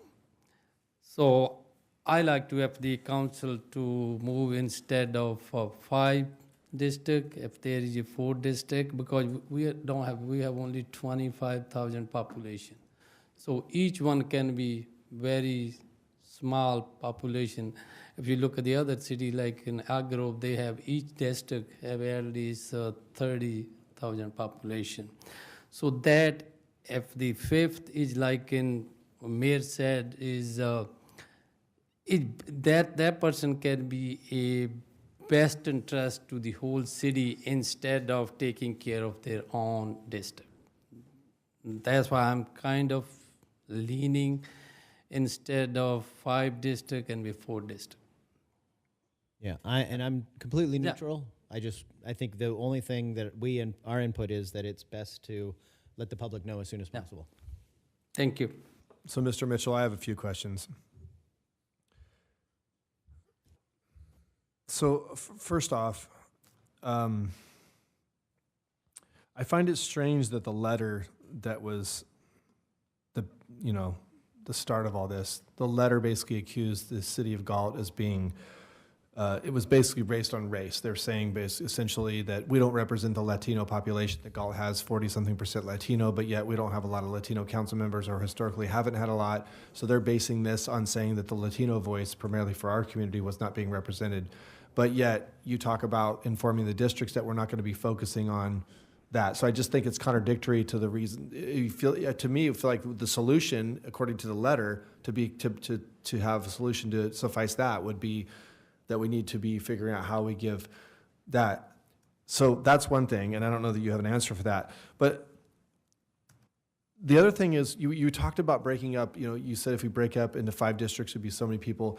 Well, my concern is that if we were to look at Galt as a map of not so much how many people live in certain areas, but how many voters, and not just voters, but how many people that are voting, right? Now, I might have missed it in your presentation, but if you were to say District 1, for example, has 5,000 people, you may only have 1,500 registered voters in that 5,000, and out of those 1,500 registered, maybe historically by voting record, only 500 of them ever vote. So you're going to have, I feel like you're going to have some districts where you might have a lot of seniors who historically tend to be high voters, right?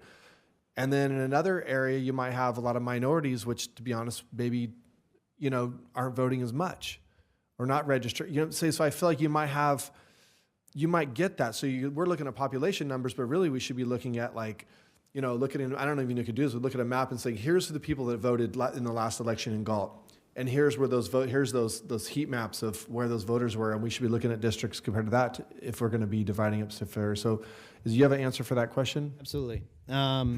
So first off, there is this weird.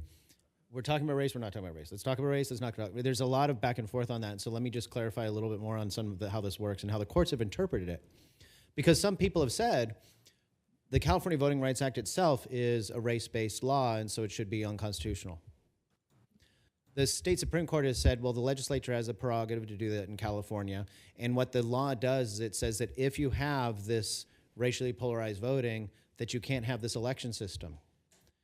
But it also says that when you actually draw the districts, let's take race out of it again. Unless, 2 things. The community that is the community that's had its voting power diluted, they should be the subject of extensive outreach. You should make sure that they're communicating with them. They should be a part of the process. You should be trying to draw districts that, you know, make sure that those communities aren't diluted without focusing entirely on race. The other thing is that I believe when we draw these maps, you're going to see that there will be a majority minority district, one that is over 50% Latino that can be drawn, and your attorneys and I will say, hey, let's make sure that when you draw districts, we don't walk out of this process having not created a majority minority district. Do you see how I kind of worded that? I didn't say, let's draw that Latino seat. I said, let's get out of this process. Let's make sure we're not doing something that would dilute that population. And that would probably be measured as not avoiding drawing a majority minority district when we see that one can be drawn. And that'll happen as we see draft maps. You'll probably see each of the draft maps has a majority minority district. So there is a little, and it's because of the weird laws. You have the Federal Voting Rights Act that says that if racial minority groups are being, and it's based on the Civil Rights Act, that if racial minority groups are being disempowered by a law, that's not legal.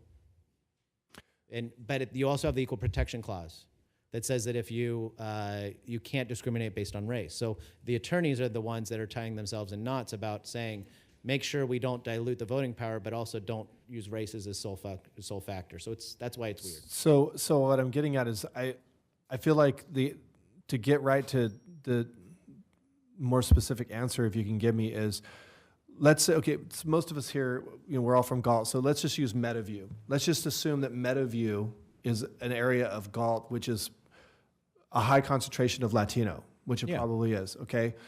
But you might say, okay, well, our census data says this is how many, so we're going to do a minority majority district, like you just said, and that would be part of that. But there may only be 500 registered voters in that area. That's your second point. Yeah, I'm sorry, I forgot to get to that part of the question. So you're right.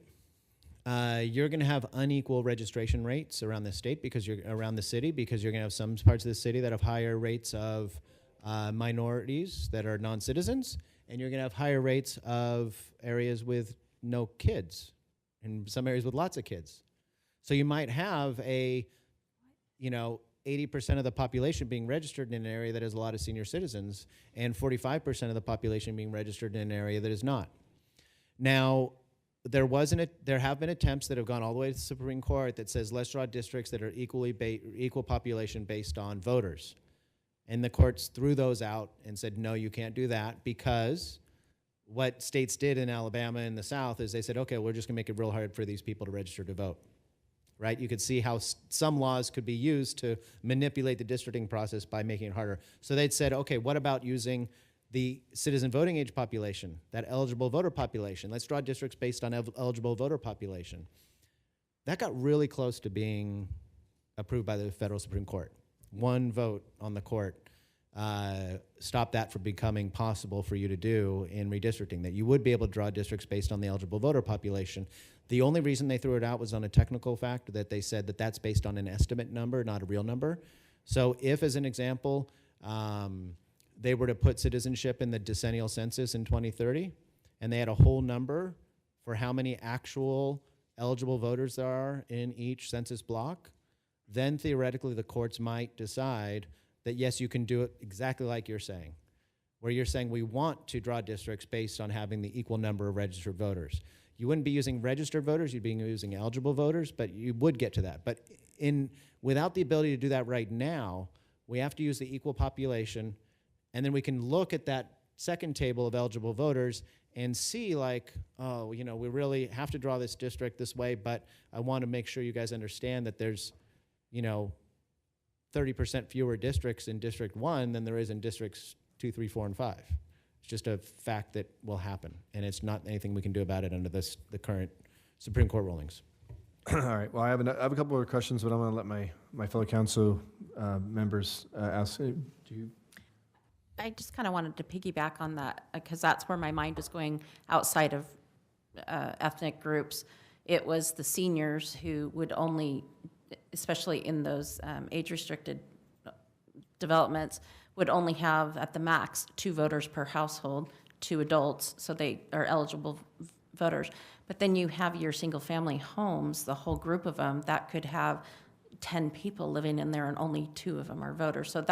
So I almost felt like throwing in those special interest groups, such as the seniors, who definitely need representation, but that would, that just throws off those numbers when you have a family of 6 or whatever and max 2 in one. So it'll be interesting to see how, luckily, I think our senior areas are pretty spread out throughout the town, so I don't know that that will become an issue, but outside of race or ethnicity, I think that's what kind of has thrown it off for me, the numbers. So this is probably less of a question than more of a statement, but it just seems that, you mentioned earlier how there was, a city where they would have on the doors where I represent this area and whatever. I mean, you could say all you want, but this is definitely going to happen, in my opinion. This districting thing is going to divide the city of Galt. Furthermore, right now we're kind of a divided community between east-west, so to speak, in some manner. It's going to become more so because you are going to have, I mean, if we're sitting up here as a council discussing how to spend Measure Q money, I mean, Mr. Reed is obviously going to try to advocate for more money to be spent in his area because those are his voters. And if he wants to get reelected or make his voters happy that he represents, which is his job to represent the people in his district, he's going to advocate for that. So we're going to be thinking we're going to be compartmentalizing our decisions instead of thinking about the community as a whole, which is a tragedy in my opinion. It's almost like, look at the United States, like the electoral votes, right?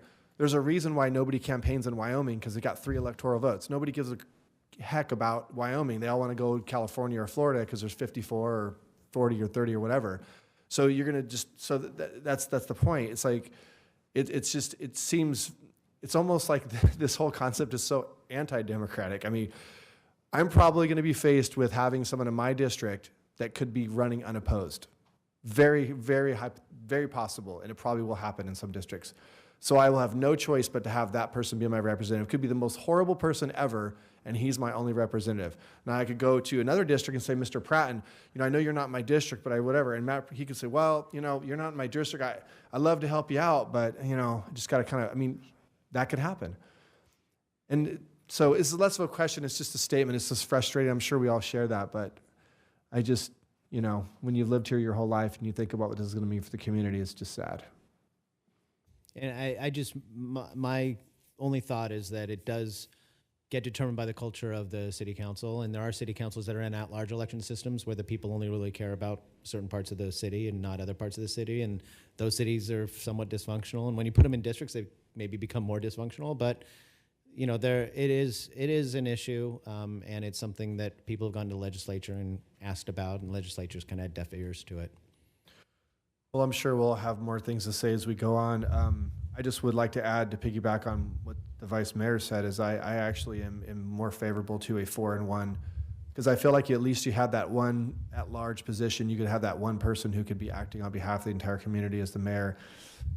If there's any possibility that we could make something like that work, that's what I would be leaning towards. Of course, I ultimately would like to hear what the public has to say at the end of this process, but I agree with the vice mayor, as I lean towards a 4-1 if it's possible. So I'm still undecided about it. I want to see, I've seen the other cities running both ways, and obviously we've ran at large and, not having an elected mayor. I see a very expensive process every 2 years. Someone is running for mayor, and in our small town. So there's little nuances of it that I'm not 100% sure I'm behind, but I'm not against. I'm still thinking it through and researching. I was going to ask if there's any public comment. Chris Brossman? Yeah, and just for the record, just formally open Yes. the public hearing. Yes. Sorry about that. So I'm now going to open the public hearing. So it means you don't need to fill out a card. You can just come up and speak if you like. So public hearing is open. They do? No, I don't remember that.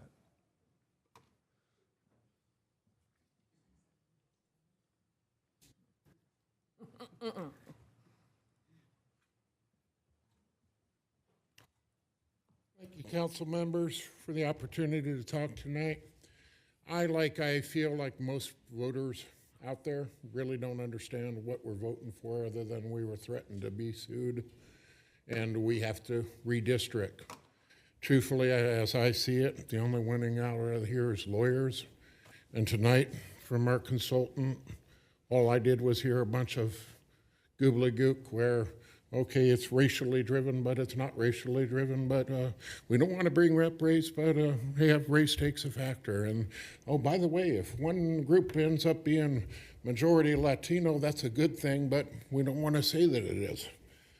I agree a lot with what Sean said. I see it as divisive, but reality is the legal system, unfortunately, we live in is driving us down this road. I also agree a lot with it can't be the East and the West. I think we need to look at our lines going across the 99 corridor. I'm debating on the 4 or the 5, to be honest with you. I like having 5 council members elected representing their area.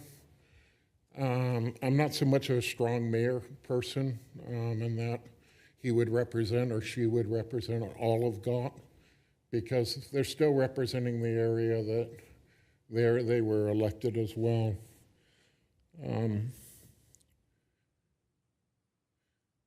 I understand tonight that there'd be a requirement to live inside the district that you were being elected from. Now, last election we had 3 candidates, and those, to get 3 took some encouragement, to be frank with you. I too share the concern that getting someone in a district, let's say nobody runs in that district, how does the city deal with that? I didn't hear that tonight. And I see that as being a real concern, to be frank with you, because I am amazed that we don't have a Latino on the council. I've been amazed that we don't have a Latino on the council, and maybe people are on the council that I didn't know were Latino, because truthfully, I think I'm past the race side of the world. But I would like to see us look at making areas that are going to not divide us as a city. And to me, a lot of that is going to run east to west. It's not going to run east to west this way, versus I don't want to see it become the east and west. I look forward to seeing more stuff coming out on this, but I really don't know what's going to happen. Let's say we don't have a candidate in a district come up. I haven't heard the answer to that one. I find it interesting, too, that U.S. congressmen can live outside their district, but council members can't. But that's all my comment. Thank you. Thank you, Mr. Brosman. To answer your question in that scenario, if people are wondering, how it would work is if no one runs from a district, then the city council would then appoint someone to fill that seat. The caveat would be they have to appoint someone from that district. And then you're probably asking yourself, well, if no one wanted to run from that district, then how would you get somebody to want to be appointed from that district? And that is a great question. Any other public comment? No public comment. No more public comment. Well, I guess any other further comment from the council for Mr. Mitchell, or? You can just Okay. close the public hearing and then. All right, we will close the public hearing. Well, Mr. Mitchell, I think that we are done with our questions on this topic, so unless you have anything else to add. No, we'll see you at the next hearing. We will have draft maps at the next hearing. We'll be looking forward to any public comment that might help drive those draft maps, and that's it, I think. Do you get direction on the 4 or 5? Did not get direction on 4 or 5, so I think it's still, I know 2 council members express support, I believe, for 4. Yeah, I don't know. I mean, I think I should remain a little open-minded. I think Mr. Rodriguez made good points. I don't know. Like to just be open-minded about it, I guess. I can comment. Go ahead. I'm still interested, I think, in the 5. And the reason for that, and I need more information, but the reason for that is then the mayor would be appointed, and I think we would rotate mayors. I like the idea of having mayors rotated. I think that's good. Mr. Reed, any input? To be honest, I haven't made up my mind yet. Well, I wish we could give you better direction than that. What we'll end up doing is probably doing map A, B, and C, but for 4 and 5, so it'll be a total of 6 draft maps. Hopefully that doesn't mix up the public, get them confused, or have them advocating for, they might like one map in a 5-district construction, another map in a 4-district, but we'll try to manage the process, and the sooner we can get direction on that, the better. Mr. Mayor, can I ask a question of staff? Yes, please. Do we know what the response has been online? Because I believe online it basically said 4 district areas, so I'm curious what the response has been so far. We haven't had any. I think online it had both. Oh, I thought you meant, have we had community input on both? Yeah, we do have both online. Just no, But no input at all? no. That was my, we are doing some outreach online? Are we not? I mean. We have a district elections webpage. Okay, which people can comment or, Comment, okay. fill out the questionnaire. Well, I know that I've seen you guys, social media, the city's done a good job so far with pushing that. I think the only thing I would ask is that we just continue to ramp this up now that we've had this meeting and people have had this information. And there's probably not a ton of people watching this meeting, and there's not a ton of people here. But I think if, as we all digest this information, there's going to be a lot more questions. I would just like to keep making sure we push this information online as much as possible to try to get people engaged and maybe get a higher showing up next meeting when it starts getting down to the brass tacks. So if we could just do that, staff. Great. Thank you very much. Thank you, Mr. Mitchell. All right, moving on to item M, regular calendar. Nothing? Item N, communication. Nothing, All right. Item O, city clerk's report. nothing. Item P, comments by staff. The only comments we have tonight is welcoming the new council members. Very good to see the new council up there. We hope you all have a Merry Christmas and Happy Holidays if we don't see you. A reminder that city offices are only open Monday and Thursday of next week. So the Friday is a regular Friday off, and then the Christmas Eve and Christmas are holidays. So with that, those are the only comments that we have. All right. Thank you, Mr. City Manager. So we'll move on to items, comments by city council members, future agenda items. Mr. Pratt. Nothing at this time? Vice Mayor Sandu. Thank you for the staff giving all the detail. Thank you for the consultant give all the detail with the district. Thank you for the public comment. Public comments are very important. Thank you, Chris Brosman. That public comment is important. And I believe district nobody wanted, but I believe I mentioned my comment in the last city council why we say just move on that. I also like to congratulate all the 3 new council member.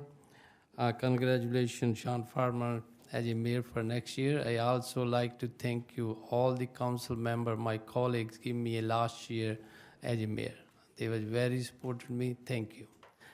And if I don't see you guys, Merry Christmas and New Year. Thank you. All right. Thank you, Mr. Vice Mayor. Councilman Reed. I'd also like to say thank you for your leadership of the 2 of you, for the 3 of us to learn what we're doing up here.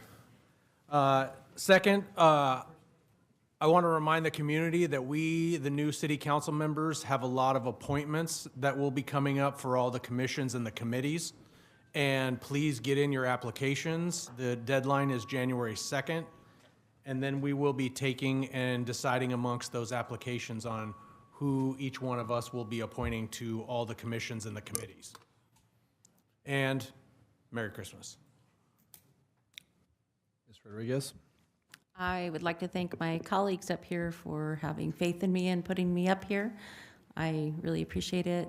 Matt, I didn't get to keep my straw, So I think your straw needs to be somehow displayed as the winning straw, On your something. pitcher. Unless you want to keep it at home and have it at home, I don't. Give it up. Okay. I also did want to say that, this districting is not anybody's favorite thing to do, and we don't care for it, but we have to do it. So all the more reason for more involvement so that we make sure we do it the best way we can, because we will move forward and we will make the best of it. We need to make the best of it, and we can hopefully try to use this to make the city even stronger if we do it right. So let's have, I'm really hoping that the public will step forward beyond those who are regularly here, and I think those who are shared those seats with me quite often. So again, Merry Christmas and Happy New Year. All right. First, I just want to say congratulations to new council. This is a great-looking council, don't you think? I think so. I think so. I'm very, very optimistic for the next 2 years. Not to undermine anything that the previous council accomplished. I think we made Galt a better place, but I have high hopes for this council. I'm going to set the bar really high for all y'all. So I think we can meet it. I want to thank the vice mayor for his tenure as the mayor, and I appreciate, always being available to people and always participating in every, function that you could make it to. I know being the mayor is very difficult, and you are expected to be a lot of places, and so I can tell you that I will definitely lean on you very heavily as the vice mayor with my busy schedule for things that I may not be able to attend, so I would appreciate that support, Paul, and thank you for all your support for our time the last 6 years of serving together so far. Just want to remind everybody the community dinner Rotary's putting on is on the 21st. It's open to the public at the Littleton Center at 11 o'clock. It's a great community event, free to the public, free meal. So if you know anybody who could use a good meal, maybe is a little less fortunate, please let them know to show up this Saturday. I wanted to say a shout out to everybody that was involved with staff with the Christmas parade. It was phenomenal. I know Armando Solis is not here tonight, but I know Public Works was involved in some manner. Staff was involved. We had the PD was involved with street closures. There was a lot of moving parts, and especially the cleanup crews. I'm not gonna lie, after the parade was over, I'd never seen so much debris and candy on the streets. I thought there was no way that they're gonna be able to clean these streets. And the next day, it literally looked like it didn't even happen, and I was very impressed, and I passed that on to Mr. Solis. So hats off to the cleanup crew and all the people behind the scenes that we don't really think of sometimes for all their amazing work after hours on cleaning up after our great parade. And last but not least, I want to say thanks to Public Works for keeping the C Street project on track. Again, things be going very well. I haven't heard any complaints. We're on schedule, so please let Trung know. We appreciate keeping that going, and we look forward to that being completed. And then last but not least, everybody have a safe holiday. Please be safe, drive safe, don't drink and drive. Call an Uber. Let's all get home safe to our families. Let's have a good Christmas, a good New Year's, and we will see you all back next year. I will now adjourn the meeting at 8:19. Thank you.